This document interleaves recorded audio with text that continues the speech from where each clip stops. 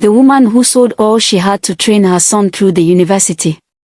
Part 1. A mother's sacrifice. In a small village in West Africa, there lived a widow named Moya. She was known for her kindness, resilience, and the fierce love she had for her only son, Kofi. Moya's life had been filled with struggles since the death of her husband, but her dreams for Kofi kept her going. Kofi was a bright and ambitious boy who excelled in school. His teachers often said he was destined for greatness if only he could afford higher education. Moya, though poor, was determined to see her son succeed. She believed Kofi would bring honor to their family and uplift their lives. However, the path to the university was not easy.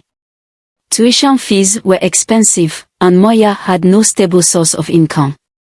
After much thought, she made a heartbreaking decision. She would sell the family farm, her husband's inheritance, and even her treasured heirloom jewelry passed down from her grandmother.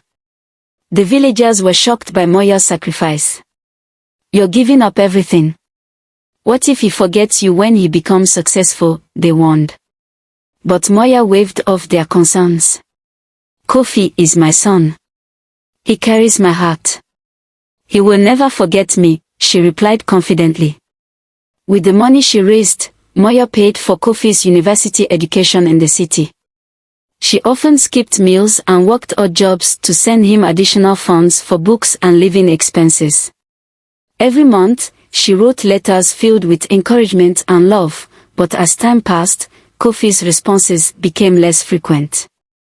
Years flew by, and Kofi graduated with honors.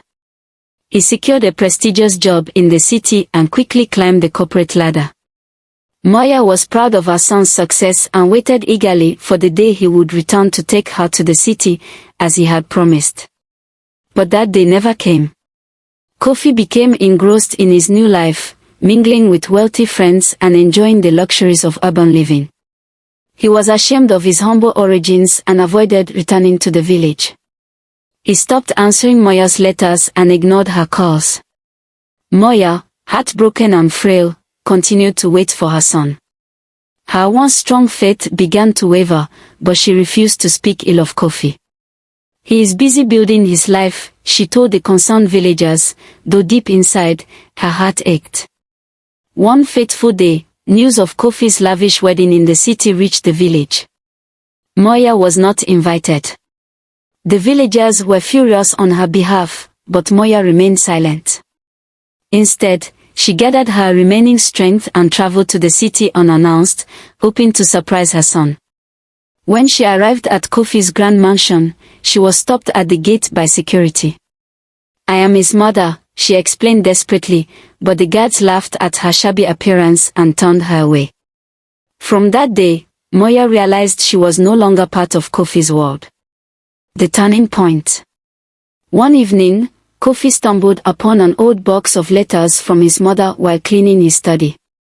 As he read her words of sacrifice and unconditional love, guilt overwhelmed him. Memories of her struggles flashed before his eyes, and he realized the depth of his betrayal. Will Kofi find his mother in time to seek her forgiveness? Or will he live with the burden of his neglect? Stay tuned for part 2, the return of the prodigal son.